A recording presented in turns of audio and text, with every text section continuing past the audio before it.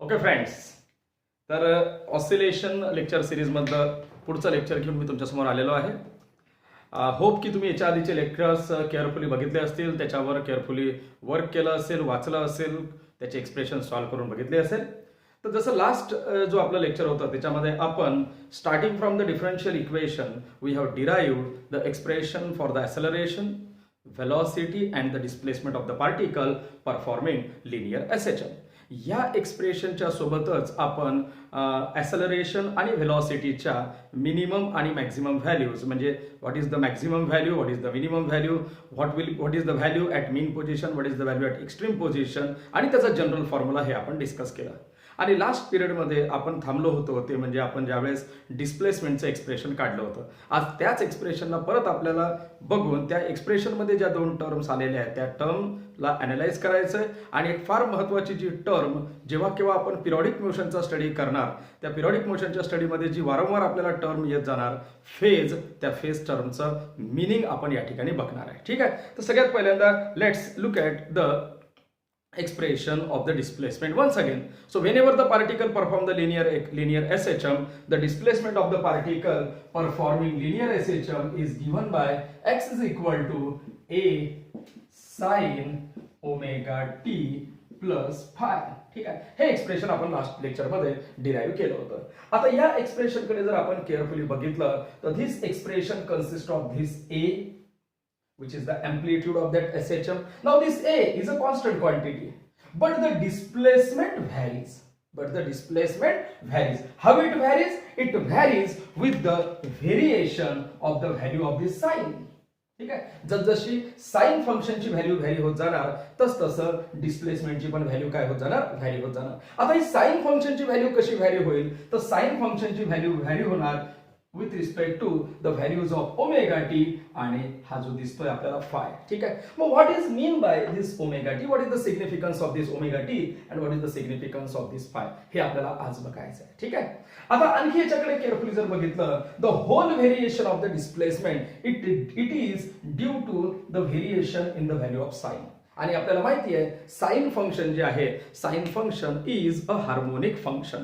Values of the sine they varies harmonically like a rhythmically याच्या values vary होतात. ठीक आहे, आणि याच्या व्हॅल्यूचं जे व्हेरिएशन आहे ते जर तुम्ही बघितलं तर 0, 1, 0, -1 अँड 0 फॉर वन कम्प्लीट, ज्याला आपण म्हणतो की वन कम्प्लीट, ज्याला म्हणू आपण की 0 to 360, या 0 to 360च्या टाइममध्ये किंवा 0 to 360च्या अँगलमध्ये याची व्हॅल्यू ही रिदमिकली व्हॅरी होत जाते. ठीक आहे, तर मग त्यानुसार जसं ही हार्मोनिकली व्हॅरी होत आहे तर ही हार्मोनिकली व्हॅरी होत असल्यामुळे हे डिस्प्लेसमेंट जे आहे हे सुद्धा हार्मोनिकली व्हॅरी होणार आणि म्हणूनच या मोशनला आपण म्हणतो लिनियर सिंपल हार्मोनिक मोशन.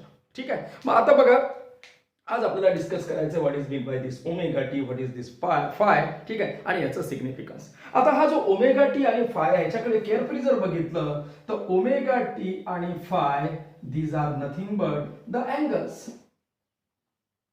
ठीक आहे, आता हे आहे angles.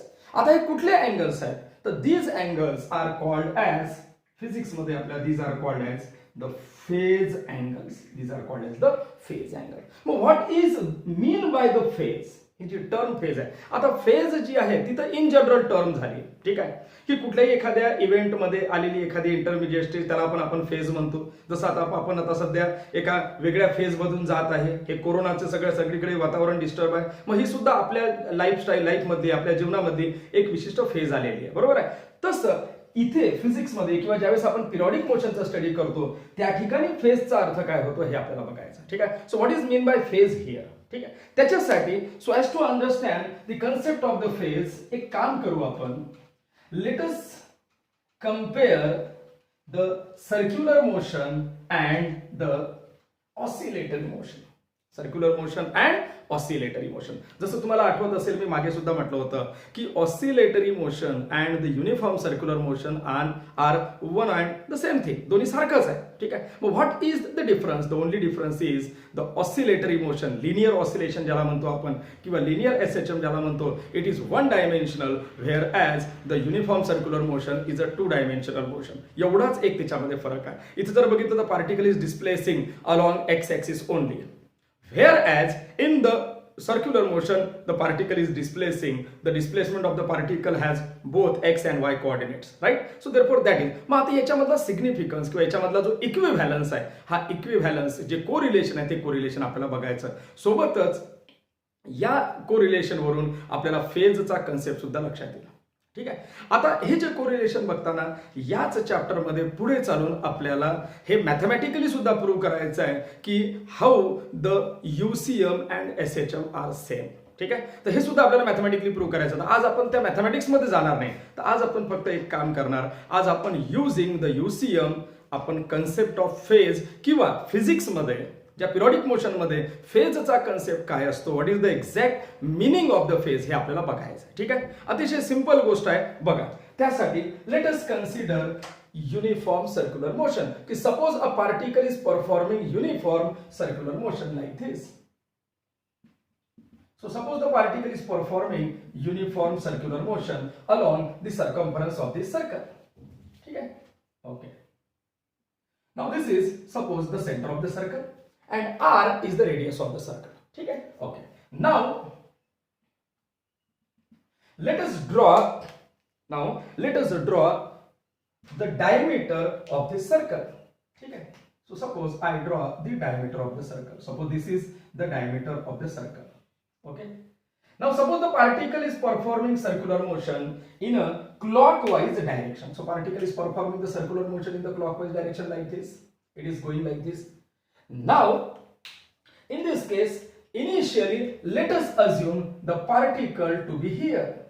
So this is the starting position of the particle which is performing the uniform circular motion. ठीक है. So let us this position to be the initial position. ठीक है. Or we can say that position is at t equal to 0. So that is the initial position, t equal to 0. Right? Okay.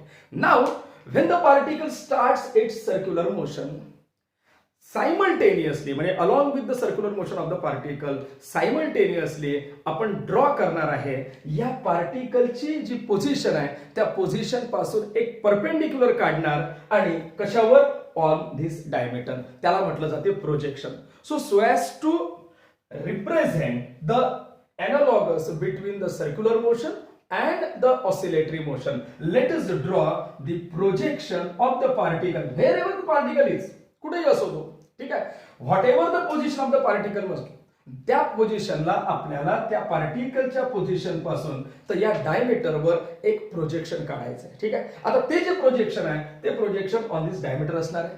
जिथं जिथं particle जाईल तिथून या डायमीटरवर आपल्याला projection काढायचं. Carefully लक्षात द्यायचं. म्हणजे तुम्हाला या पार्टिकलची सर्क्युलर मोशन पण मिळणार, कसा कसा तो सर्कल मध्ये फिरत आहे आणि त्याचं प्रोजेक्शन याच्यावर कशा पद्धतीने मूव्ह होतं ते पण आपल्याला दिसेल. आणि मग त्या प्रोजेक्शनची मोशन आणि पेंडुलमची मोशन किंवा ऑसिलेटरी मोशन आपल्याला कम्पेअर करायची. ठीक आहे. तर सुरुवातीला बघा ही झाली त्याची starting position at t equal to 0. Now let's draw the projection.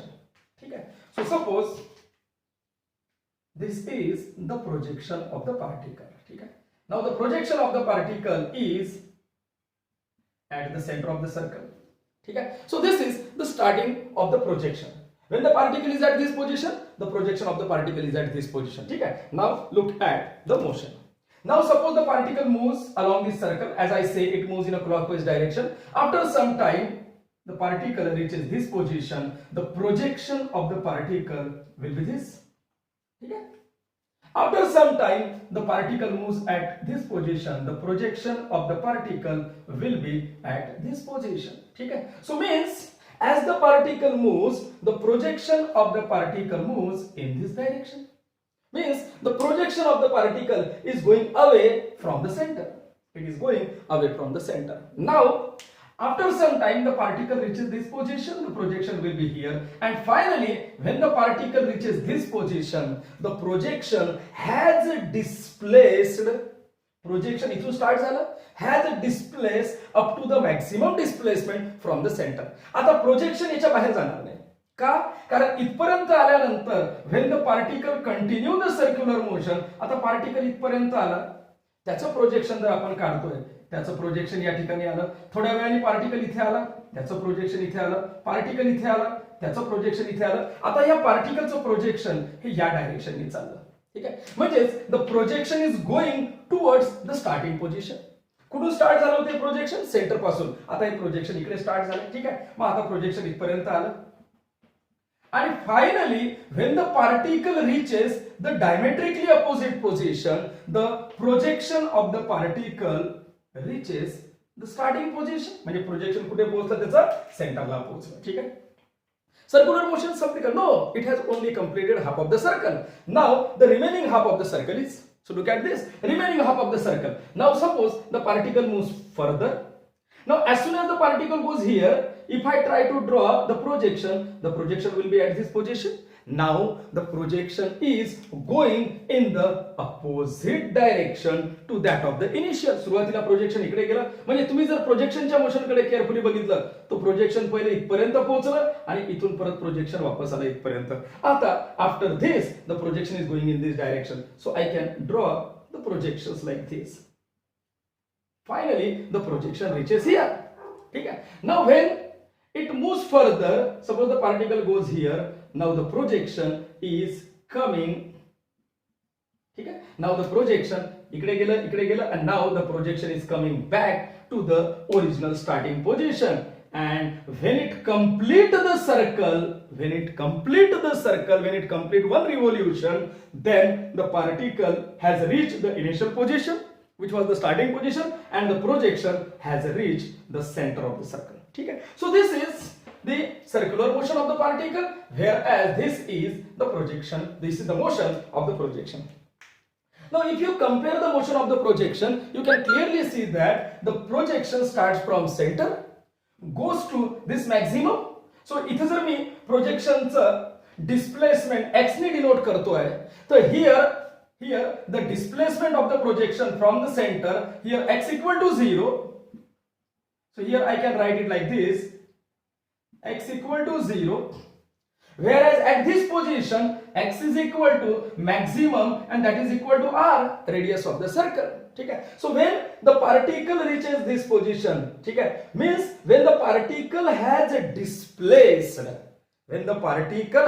displaced through an angle of, म्हणजे इथून जर पाहिलं आपण तर इथे त्याचं जे अँग्युलर डिस्प्लेसमेंट आहे, here angular displacement theta is equal to 0, but when the particle has displace through an angular displacement of pi by 2 radian म्हणजेच 90 degree. So if here I say theta is equal to pi by 2 radian और 90 degree, the projection has reached the maximum value.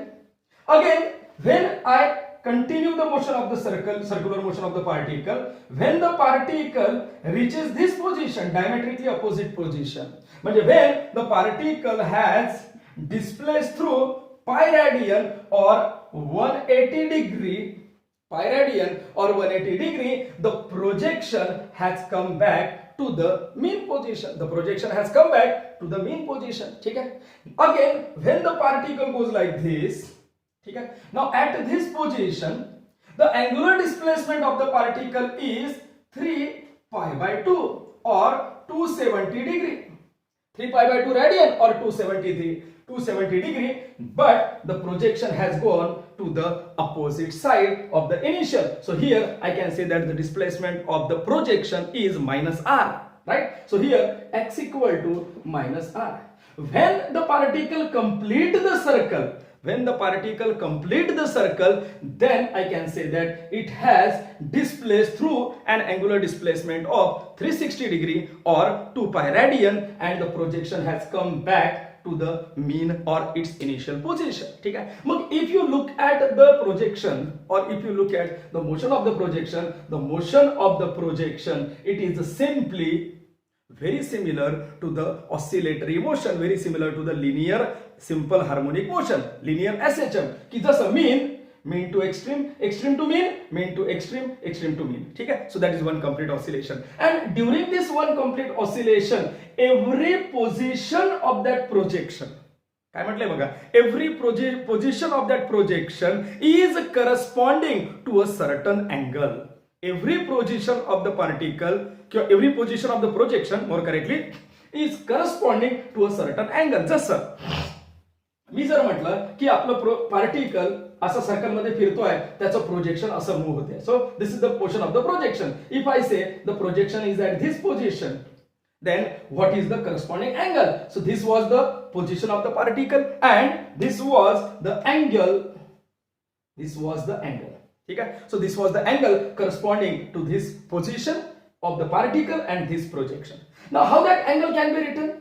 Okay, so angle is written in terms of, suppose if omega is the angular velocity, we all know omega is the angular velocity, then angle आपण circular motion मध्ये बघितलाय, then angle theta is equal to omega t. So this is the angle through which the particle has displaced in a time of t, right? So that is considered as instantaneous angular displacement. It can be considered as instantaneous angular displacement की t इतक्या time मध्ये हा एवढा angular displacement केलं. हे angular displacement can be 90, 180, 270, 360 or 0, pi by 2, pi, 3 pi by 2, 2 pi, and one circle is completed. Now if you look at the projection is moving like this. So the mean position of the projection, mean position is corresponding to the angles. कोणता starting असेल तर 0, अर्धी oscillatory motion complete करून वापस आला असेल after half of oscillatory motion, then the angle correspond to this position is pi. आणि आणखी if it is completed the whole oscillatory motion, then angle corresponding to is 2 पाय.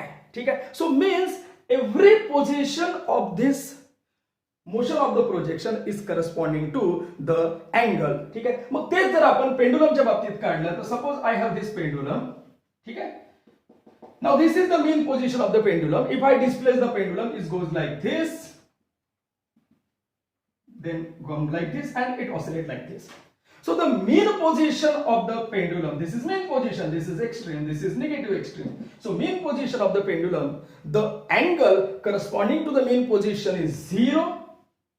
Then it start moving. When it reaches the extreme position is this. At extreme position, the angle corresponding to the extreme position is pi by 2. When it come back, the angle corresponding to the mean position is again pi, but the meaning of 0 and pi are different. 0 means it is the starting from the mean at t equal to 0. But pi means it has started from the mean and completed half of the oscillation, right? Means both the values are correct, but they have their own significance. If the value is 0, then it means it is t equal to 0 and it is starting from this position. But when it goes like this and come back to the same position, the angle corresponding to its motion is pi. Okay? Then when it goes to this extreme position, this is 0, pi by 2, pi, then this will be 3 pi by 2, and very similar to this. 3 pi by 2 means up in the degree, it can be written as 270 degree, sorry. Then when it complete the oscillation, when it come back, the phase is here 2 pi. ठीक है. So mean position correspond to these phase angles. ठीक है. And there is now the repetition. After one oscillation, the particle repeat the oscillation and the values of the phase angle changes. ठीक है. So this is the concept of the phase. So what is phase here mean? Phase means the angle which describe the state of that particle performing SHM. You are performing that periodic motion. ठीक है. So here the angle, this angle is not this. हा angle नहीं है, इतला नहीं है. That angle represent the state कि whether the particle is at mean or extreme or somewhere in between the mean and extreme. So that angle is the phase. आता हे जे phase angle आपण लिहिले, हेच phase angle आपल्या equation मध्ये कसे आहेत ते पहा. ठीक आहे. तर एकदा केअरफुली हे phase angle बघून घ्या काय लिहिलेत. ठीक आहे. मग आता हेच फेज अँगल आपल्याला त्या इक्वेशन मध्ये कसे दिसतात ते बघू आपण. ठीक आहे. Okay. So now I write. ठीक आहे. हे मोडून मी टाकणार. So now you understand all this things. ठीक आहे. Now suppose I write the equation of the displacement. So equation of the displacement that is x is equal to a sin omega t plus phi. ठीक है, a sin omega t plus phi, where a is the amplitude. Now what is this omega t? This omega t is by how much phase the particle has instantaneously moved, म्हणजे during this motion. ठीक आहे, so look at the motion of the projection is going like this. किंवा pendulum डोळ्यासमोर घ्यायचा की pendulum मध्ये जेव्हा particle मीन पासून दूर चालला असेल त्यावेळेस तो किती अँगलनी त्याची पोझिशन बदलत आहे, किती अँगलनी त्याचा फेस बदलतोय. This omega t. So here omega t is called as the instantaneous phase. Omega t is called as instantaneous phase. ठीक आहे. Now what this phi is. ठीक आहे, आता omega t is instantaneous phase. Now you look at the significance of phi. Suppose I say कि there are two pendulum. Look at this. ठीक है, so this is one pendulum, this is another pendulum. ठीक है. Now suppose this pendulum has a displace through displace from its mean position and reaches the extreme position. It has started from mean position and reaches the extreme position. So by how much phase its position has been changed? The 0 to extreme किंवा mean to extreme जेव्हा तो move होईल, the phase has become pi by 2. Phase has become pi by 2. ठीक है, so it has displaced through a phase of pi by 2. ठीक है, so what is the instantaneous phase? It is pi by 2. Now suppose I have another pendulum. ठीक है, but the pendulum I have is at this position, means this pendulum has started from the mean, but now this pendulum is starting from extreme. ठीक है, now when I release this pendulum, it will come back to the mean. ठीक है, now when I ask you कि what is the phase of the particle at this mean position. ठीक है, so what is the phase of the particle at this mean position? Then when the particle reaches the mean position again, the phase of the particle becomes pi, right? 180 degree, because when it come here again, the phase of the particle become pi or 180 degree. Now what is the difference? If you look at this has a displace instantaneously. हा कितीने displace झाला? pi by 2 ने. The phase become pi by 2. This has also displaced by pi by 2, but the phase become pi. Why it happens? Because if you look at both the starting position, at this starting position and at this starting position, if you look at the starting position, when it starts from this position, it has no phase, or it has not covered any phase. It is starting from t equal to 0 like this.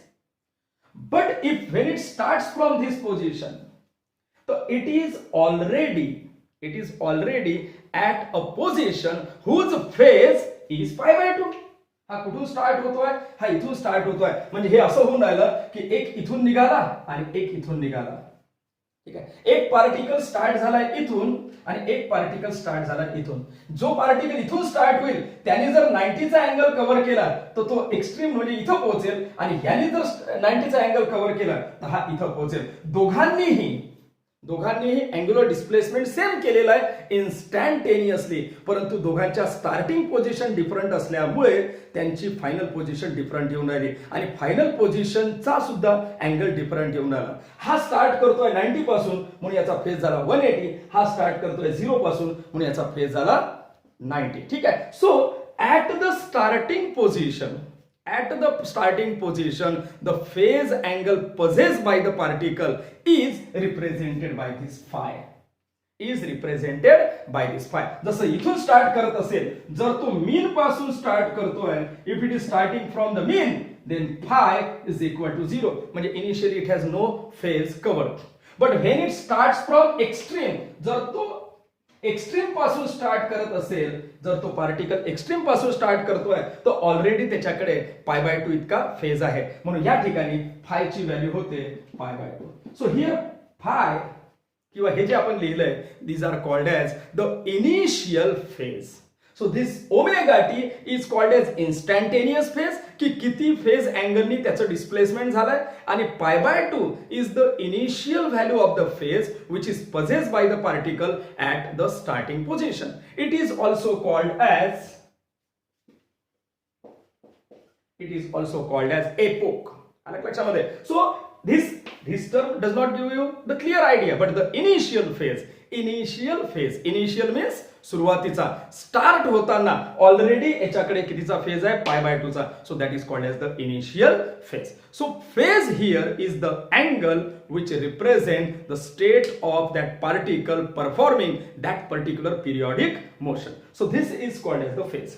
मग यामध्ये हा जो omega T आहे, या ठिकाणी दोघांचाही omega T same आहे. या ठिकाणी याने सुद्धा ओमेगा टीनेच डिस्प्लेस झालाय, हा सुद्धा ओमेगा टीने डिस्प्लेस झाला, बरोबर आहे. परंतु म्हणजे हा सुद्धा 90 ने डिस्प्ले झाला, हा सुद्धा 90 ने डिस्प्ले झाला, दोघांची ओमेगा टी ची व्हॅल्यू सेम आहे. पण हा स्टार्ट झालाय मीन पासून, ऑलरेडी याच्याकडे झिरोचा फेज होता, कुठलाही फेज नाही, स्टार्टिंग फ्रॉम मीन, म्हणून हा पोहोचला एक्स्ट्रीमला and has the phase of π/2. पण हा जो स्टार्ट झालाय, हा स्टार्ट झाला कुठून, एक्स्ट्रीम पासून, याच्याकडे फेज कितीचा होता, π/2 चा. So now it reaches the position of mean. म्हणून याचा फेज किती झाला, पाय, याचा फेज झाला π/2. कारण याच्याकडे इनिशियली काहीच नव्हतं, याच्याकडे इनिशियली किती होता, π/2. सो π/2 इनिशियल आणि प्लस π/2 चं इन्स्टंटेनियस, टोटल फेज झाला याचा पाय. ठीक आहे. So that is called as the phase, the angle which describe the state of that particle performing periodic motion, किंवा या ठिकाणी पर्टिक्युलरली म्हणून आपण परफॉर्मिंग ऑसिलेटरी मोशन. ठीक आहे. तो होप हा कन्सेप्ट तुम्हाला लक्षात आला असेल. हा एक सिंपल कन्सेप्ट आहे की एक कुठल्याही पिरियॉडिक मोशन मध्ये, ठीक आहे, एखाद्या कुठल्या तरी पर्टिक्युलर स्टेटला, एखाद्या कुठल्या तरी पर्टिक्युलर पोझिशनला जो अँगल करस्पॉन्डिंग असतो that is called as the phase. ठीक आहे. आणि ह्या सगळ्या मोशनमध्ये, जसं इथं बघितलं आपण, सर्क्युलर मोशनमध्ये सुद्धा किंवा ऑसिलेटरी मोशनमध्ये ही फेजची व्हॅल्यू ही पिरियॉडिकली रिपीट होत जाते. It is repeating periodically. 0, 90, 180, 270, 360, one complete circle, और if you look at this, one complete oscillation, and then further is the repetition periodically, right? So it is a periodic repetition. ठीक आहे. Hope so हा concept तुम्हाला लक्षात आला असेल. मग आपण आता काय करणार, आता हेच एक्सप्रेशन घेऊन परत एकदा मॅथमॅटिकली ह्या ज्या फायच्या व्हॅल्यूज आपण म्हटलं की जर तो स्टार्टिंग फ्रॉम मीन असेल, when it is starting from mean, तर फायची व्हॅल्यू 0 म्हटलं मी, आणि जर तो एक्स्ट्रीम पासून स्टार्ट करतोय तर फायची व्हॅल्यू किती आहे, π/2. तर हे आपल्याला या ठिकाणी कम्पेअर करून पाहता येईल मॅथमॅटिकली. ठीक आहे. तो if you look at this carefully. Okay friends, तर आता आपण फेजचा कन्सेप्ट पाहिला. होप तुम्हाला तो कन्सेप्ट अंडरस्टँड झाला असेल. आता तोच फेजच्या ज्या व्हॅल्यूज आहेत, जर स्टार्टिंग फ्रॉम मीन असेल, स्टार्टिंग फ्रॉम एक्स्ट्रीम असेल, आणि डिस्प्लेसमेंटचं इक्वेशन ते आपल्याला बनवून पाहायचं. ठीक आहे.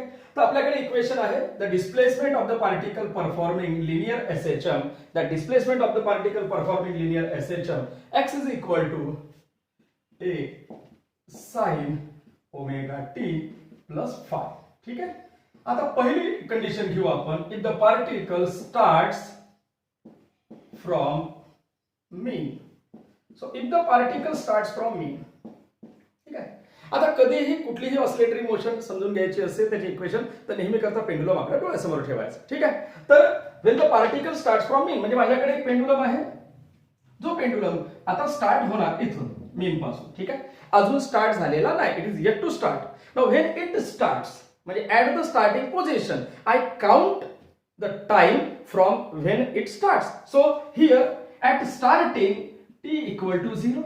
So I put t equal to 0 because it is now getting start from the mean position. ठीक आहे. सो आता सध्या किती, t equal to 0. मग आता t equal to 0 आहे, what is the displacement of the particle at this position?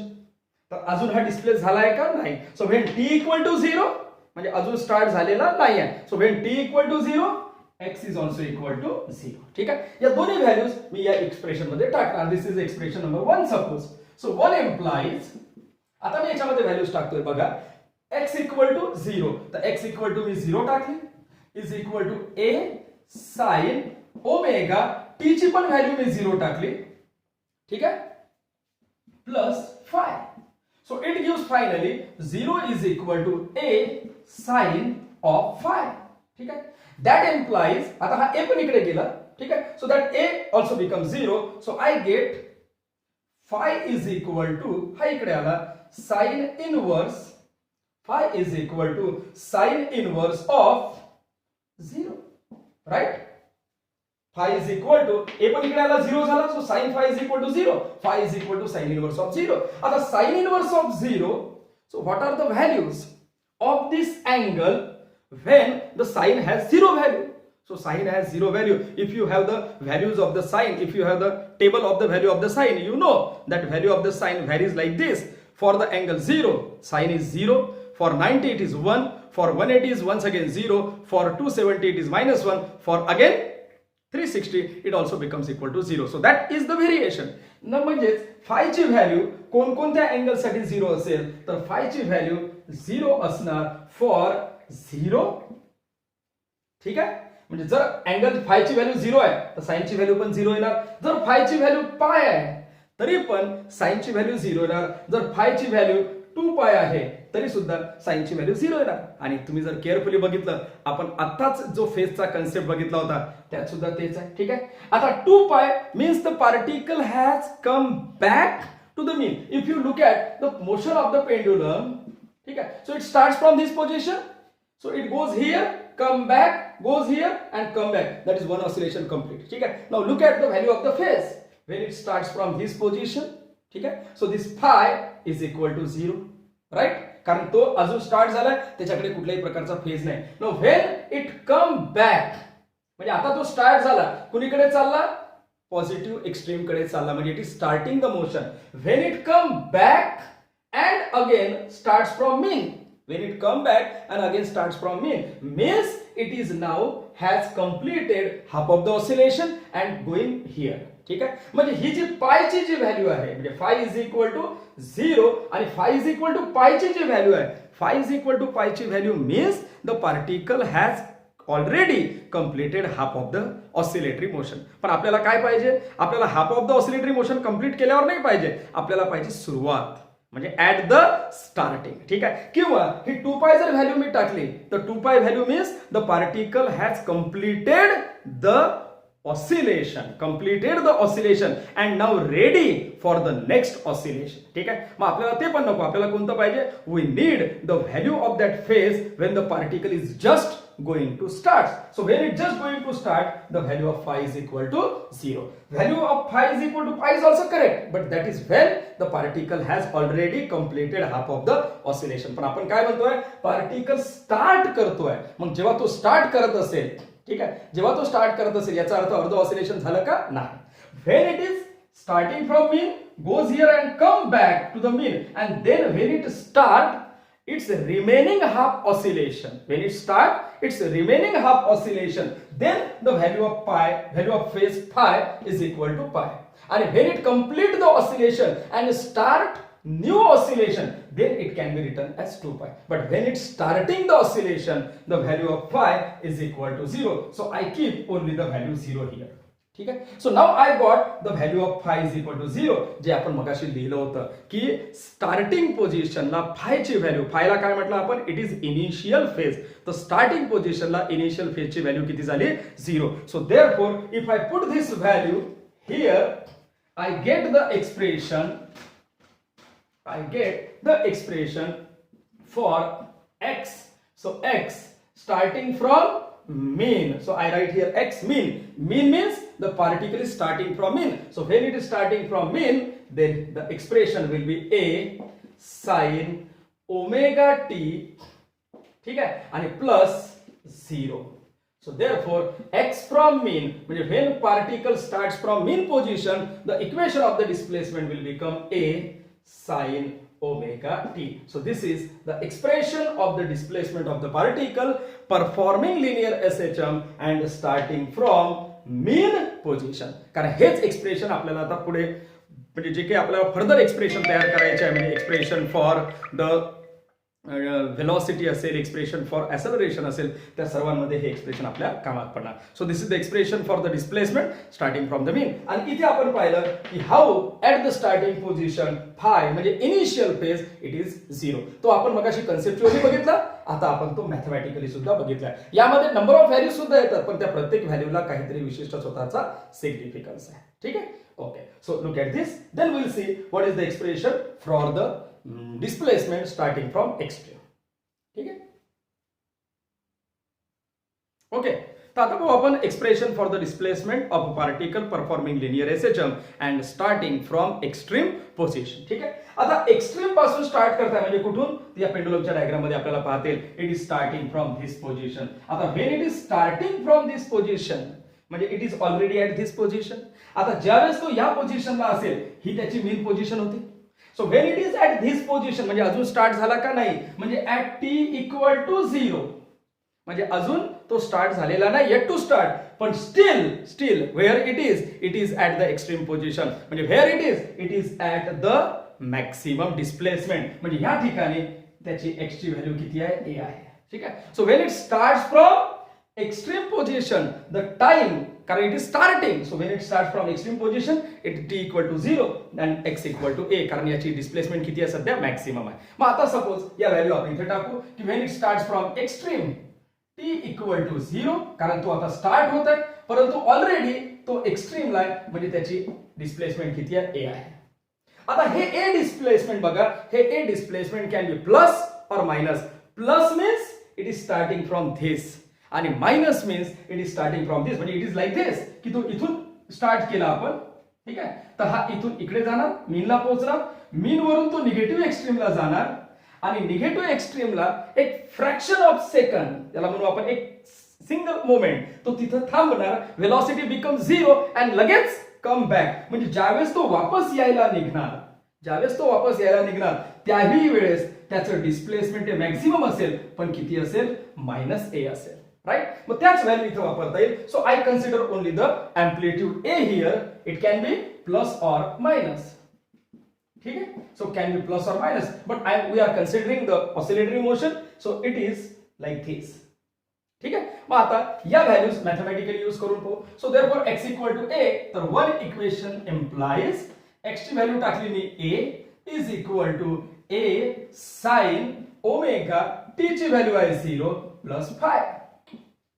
So therefore it gives a get cancel out, so 1 is equal to sin omega T ही झाले 0 sine 5 किंवा 5 is equal to sine inverse of 1. ठीक आहे, तर आता ही value किती होती, इट वॉज प्लस मायनस 1. ही जर व्हॅल्यू प्लस मायनस 1 आहे तर इथे सुद्धा किती, इथे मी टाकली प्लस मायनस 1 म्हणजे हा सुद्धा झाला plus minus 1. So sine inverse of plus minus 1. आता sine inverse of plus minus 1 means the value of phi must be either pi by 2, either pi by 2 or 3 pi by 2, right? If you know the value of the sine, then it can be, म्हणजे sin ची value plus 1 कधी असते for the angle of 90, minus 1 कधी असते for the angle of 270, means for the angle of pi by 2 और 3 पाय by 2. ठीक आहे, आता ह्या व्हॅल्यूचं सिग्निफिकन्स इथे बघता येईल आपल्याला. जेव्हा पार्टिकल एक्स्ट्रीम पासून स्टार्ट करतोय, मग एक्स्ट्रीम पासून म्हणजे कोणत्या एक्स्ट्रीम पासून, ठीक आहे, तर जनरली ही झाली इथून, ही झाली मीन. तर एक्स्ट्रीम पासून म्हटल्यावर either it starts from this extreme और धिस एक्स्ट्रीम. ठीक आहे, तर ही एक्स्ट्रीम जिला आपण पॉझिटिव्ह म्हटलं तर मग इकडली एक्स्ट्रीम होणार निगेटिव्ह. या एक्स्ट्रीमला जर मी पॉझिटिव्ह कन्सिडर केलं तर ही एक्स्ट्रीम होणार निगेटिव्ह, पण आपण कोऑर्डिनेट जॉमेट्रीमध्ये generally on the right side we consider positive value. ठीक आहे, म्हणजे जर तो इकडून स्टार्ट होत असेल तर त्याचा initial value of the phase, जो फेज त्याच्याकडे आहे, the phase value it has achieved from at the starting position it is here पाय बाय 2 किंवा 90. आणि जर तो इथून स्टार्ट होतोय म्हणजे त्याचा फेज किती, तर याचा अर्थ असा होणार इथून निघाला पाय बाय 2, वापस आला पाय, इकडे पोहोचला किती 3 पाय बाय 2. आणि आता जेव्हा तो स्टार्ट करेल तर स्टार्ट करताना त्याची फेजची व्हॅल्यू किती होणार 3 पाय बाय 2. ठीक आहे, so generally we consider this value pi by 2, म्हणजेच तो इकडनं पॉझिटिव्ह एक्स्ट्रीम पासून, कारण we start from positive extreme. So therefore I use only pi by 2, आणि when I use only pi by 2 the value of the phi, जी आपण मगाशी पण विचार केला होता की ज्यावेळेस तो एक्स्ट्रीम पासून निघेल तर त्याच्याकडे ऑलरेडी कितीचा फेज आहे, त्याच्याकडे ऑलरेडी फेज आहे कितीचा पाय बाय 2 चा, जर तो पॉझिटिव्ह एक्स्ट्रीम पासून निघत असेल, आणि 3 पाय बाय 2 चा जर त्याच्याकडे निगेटिव्ह एक्स्ट्रीम पासून तो निघतोय. Therefore expression of the displacement starting from the extreme position can be written as a sin omega T plus pi by 2, म्हणजे starting from positive extreme. So that is x is equal to a sin omega T plus pi by 2, that is the expression. But now sine of omega t plus pi by 2 sin of theta plus pi by 2 is equivalent to cos theta. So therefore can be written as x is equal to a cos omega t. So now we got two expressions, one for the starting from mean position and for the starting from extreme position. ठीक है? So this is the concept of phase and the expression of the displacement starting from the mean आणि starting from the extreme. ठीक आहे? आणि मग आता आपण काय करू, दोन्ही याला कंपेअर करू. ठीक आहे? एकदा हे केअरफुली लक्षात घ्या.